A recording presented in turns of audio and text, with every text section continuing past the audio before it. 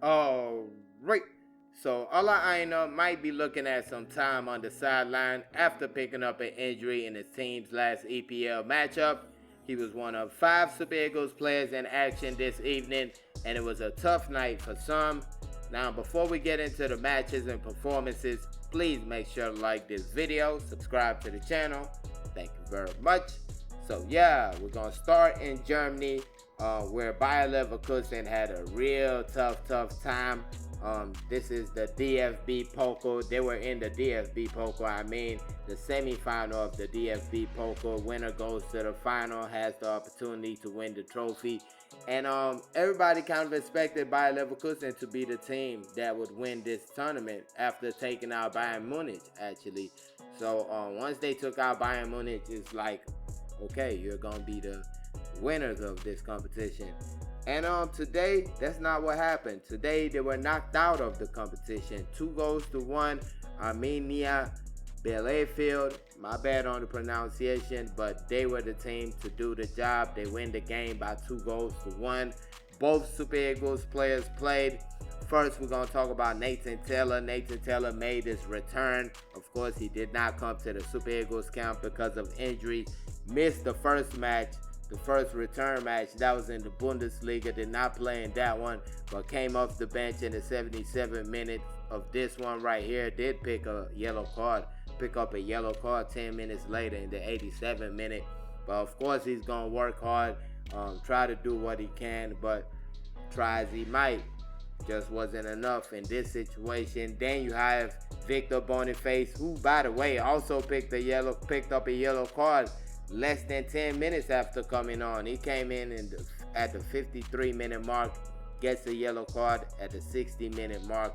Lots of yellow cards given in this one right here. I was kind of expecting Victor Boniface to start this game when you look at the performance he put up in the weekend on Friday. Scores a goal, had another one that was disallowed.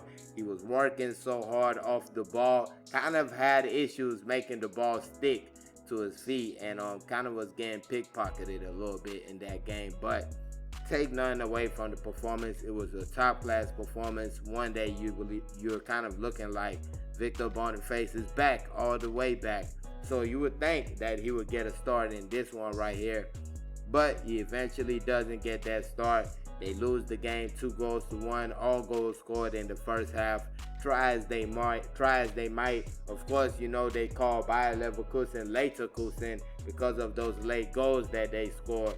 But in today's game, that just didn't happen, and that's that. They're out of the Pokal. That was their only opportunity to pick up a trophy this season. They're out of the Champions League.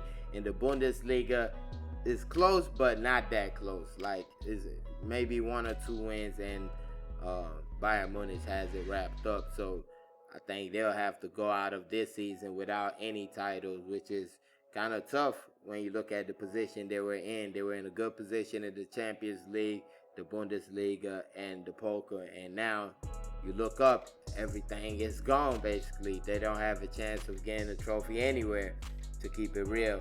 But for the last two, of course, we got to go to England. That's where the last two took place. First, we're going to talk about Arsenal taking on Fulham.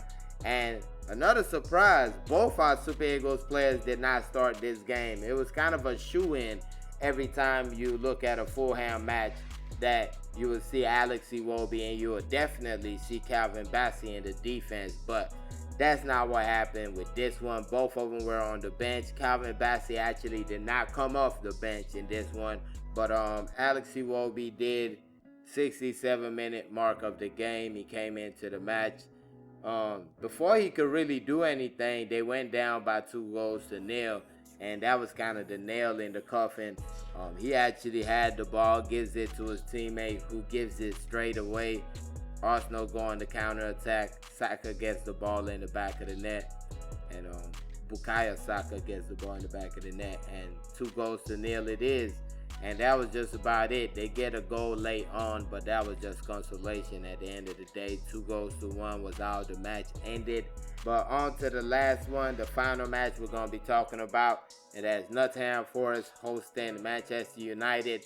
Nottingham Forest win this one by 1-0.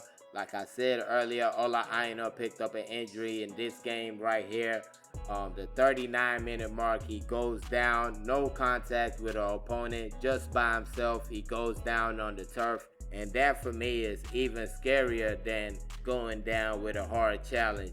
I'd rather see a player go down from a hard challenge than go down when he's all by himself, because you know it's real serious when you're all by yourself and you go down with nobody touching you. It's got to be a real serious situation. After he goes down, the trainers come in. Of course, they look after him real quick, take him to the sideline. He kind of looked like he was trying to see if he could still come back in the game. You can see him rubbing his calf. Like, I don't know exactly what the situation was, but you could see him rubbing his calf. Kind of looked like he was trying to see if he could put some weight on the leg and things like that. But at the end, he had to be substituted. Coach takes him out, and even with the substitution, you can see how important Ola Aina is to the team, because they had to change the system. He was substituted and another player was substituted because they had to go to 3 at the back. And this is definitely a big miss for Nottingham Forest. You can see their style of play completely changed. They were just digging in deep and playing defense. Yes, they tried to go forward, but you can see that a lot of spark was taken out of their attack with Ola Aina out the game. But speaking of their attack, of course, Nottingham Forest, home of Super Eagles striker Taiwo Awoniyi, and today he made his second straight start for the club. Got the start in the FA Cup and now gets the start against Manchester United. Did not get too much service when it comes to into the box and stuff like that, but I felt like he had a really good game. Did a good job holding on to the ball, winning fouls for the team, taking a lot of pressure off his defenders who had to really dig in deep on the day. So I felt like he had a good performance. Didn't get the ball in the back of the net. Did have a couple of half chances he could have done better on. But I feel like when you have a player that has not played for so long in a season and he's finally being given an opportunity, working hard is the first prerequisite. And I feel like that is exactly what he's doing for his team. The goals will come. Taiwo Awoniyi is known to score goals. I believe those goals will come. But right now, as you see on the table, Nottingham Forest third on the table, 57 points. I feel like it's going to be real tough for any of the teams behind them to catch them. Chelsea, Manchester City, Newcastle. I think that fight is going to be for fourth position, while the second and third teams are going to be fighting for who finishes second. Liverpool, I think the title is done. They won the league. That's just that right there. But when it comes to Nottingham Forest, of course, you have the FA Cup semi-final. Will Ola Aina be able to be ready by then? Because a calf injury can really lead to other stuff. So you got to make sure before a player like that comes back. But let me know your thoughts. Put them in the comment section. Please don't forget to like this video. Thank y'all for watching. Peace.